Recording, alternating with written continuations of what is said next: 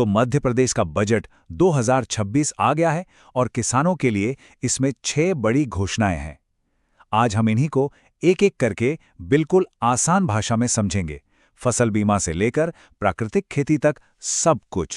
लेकिन सवाल तो यही उठता है ना, कि क्या ये बजट सच में खेती की तस्वीर बदल पाएगा? चलिए इसी सवाल का जवाब ढूंढने की कोशिश करते हैं और इस पूरे बजट को डिकोड करते हैं।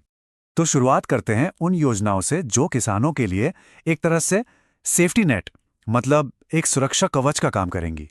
ये वो स्कीम्स हैं जो उन्हें फौरन आर्थिक मदद देंगी। और इस कवच में सबसे पहली और शायद सबसे जरूरी चीज है प्रधानमंत्री फसल बीमा योजना। इसका सीधा सा काम है किसानों को फसल के नुकसान से बचाना।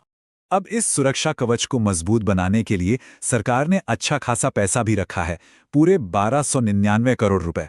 तो सवाल ये है कि ये योजना काम कैसे करती है। देखिए, इसका मकसद बहुत साफ है। अगर ओले, बाढ़ या सूखे जैसी किसी कुदरती आफत से फसल बर्बाद हो जाती है तो सरकार आर्थिक मदद देती है। इससे होता यह है कि किसान को नुकसान से उभरने और दोबारा खेती शुरू करने में मदद मिल जाती है, और हाँ, जो कर्ज का बोझ है वो भी थोड़ा कम हो जाता है। इस सेफ्टी नेट का दूसरा हिस्सा है डायरेक्ट इंसेंटिव पेमेंट्स, मतलब किसानों को सीधा कैश दिया जाएगा उनके हाथ में। और इसके लिए भी बजट में 337 करोड़ रुपए अलग से रखे गए हैं। ये पैसा सीधा किसानों तक पहुंचेगा।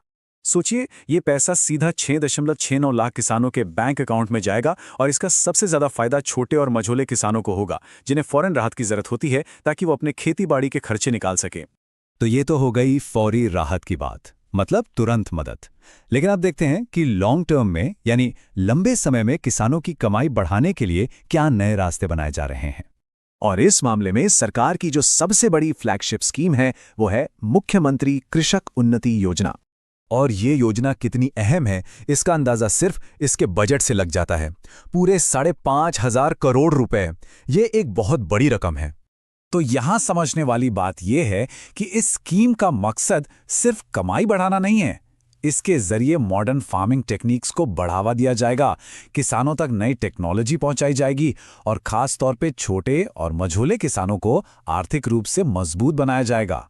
खेती के अलावा सरकार एक और सेक्टर पर भी फोकस कर रही है जहां से कमाई बढ़ सकती है, और वो है मत्स्य पालन, यानी फिशरीज। और इस सेक्टर को आगे बढ़ाने के लिए भी बजट में 41 करोड़ रुपए रखे गए हैं। ये काफी अच्छी पहल है क्योंकि इससे एक साथ कई फायदे होंगे। सोचिए, एक तो मछली उत्पादन बढ़ेगा जिससे मछुआरा समुदाय की कमाई बढ़ेगी। दूसरा, गांव में रोजगार के नए मौके बनेंगे और इन सबसे जाहिर है राज्य की पूरी इकॉनमी को भी मजबूती मिलेगी। चलिए अब थोड़ा आगे बढ़ते हैं और देखते हैं कि इन योजनाओं के अलावा खेती के भविष्य के लिए सरकार का विजन क्या है, क्या बड़े लक्ष्य रखे गए हैं। एक बड़ी घोषणा यह है कि साल 2026 को किसान कल्याण वर्ष के तौर पर मनाया जाएगा। अब इसका मतलब क्या है? इसका मतलब यह है कि पूरा साल किसानों के लिए ही डेडिकेटेड होगा। नए स्कीम्स आएंगी, नए प्रोग्राम्स चलेंगे। मतलब ये एक साफ साफ सिग्नल है कि एग्रीकल्चर सरकार की टॉप प्रायोरिटी पर है। भविष्य की खेती को लेकर एक और बहुत ही दिलचस्प और बड़ा लक्ष्य रखा गया है, और वो है प्राकृतिक खेती को बढ़ावा देना। सरकार का टारगेट है कि 1 लाख हेक्टेयर जमीन पर नेचुरल फार्मिंग की जाए। तो ये इतना जरूरी क्यों है? देखिए, जब प्राकृतिक खेती होती है तो केमिकल फर्टिलाइजर पर डिपेंडेंस कम हो जाती है। इससे सीधी सी बात है कि खेती का खर्चा घटता है। साथ ही मिट्टी की सेहत लंबे समय के लिए अच्छी हो जाती है और पर्यावरण को भी फायदा होता है। और अंत में, अगर ये सब ठीक से हुआ तो किसानों की कमाई और सेहत दोनों बेहतर हो सकती हैं। इस चार्ट को देखने से एक बात बिल्कुल साफ हो जाती है कि सरकार का पैसा सबसे ज्यादा कहां लग रहा है। देखिए, मुख्यमंत्री कृषक उन्नति योजना पर सबसे बड़ा हिस्सा 5500 करोड़ रुपए खर्च हो रहा है। इसके बाद नंबर आता है फसल बीमा का और फिर मत्स्य पालन का।